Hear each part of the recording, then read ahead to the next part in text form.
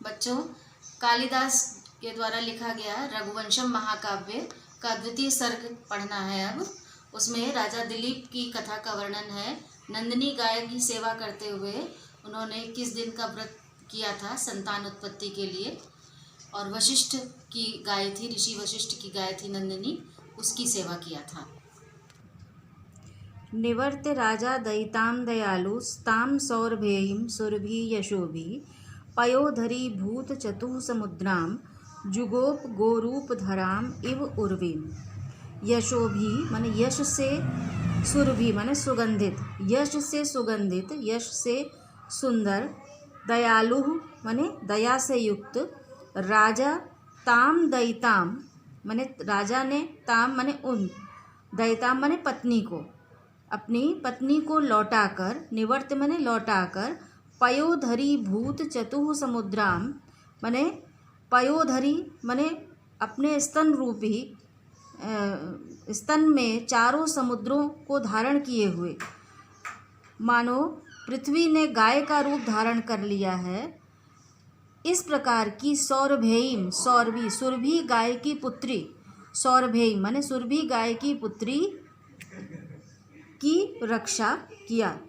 यश से सुशोभित, सुगंधित, राजा दयालु राजा ने नंदिनी के मार्ग का अनुसरण करती हुई माने उस अपनी पत्नी को निवर्त माने लौटा करके, स्तन जिसके सुरभि की पुत्री गौ के रूप में माने मानो जैसे इस नंदिनी गाय के रूप में पृथ्वी ने ही चारों समुद्रों को, चार समुद्र रूपी स्तन को धारण करके गाय का रूप धारण कर लिया है, ऐसी नंदिनी गाय की सेवा किया माने रक्षा किया।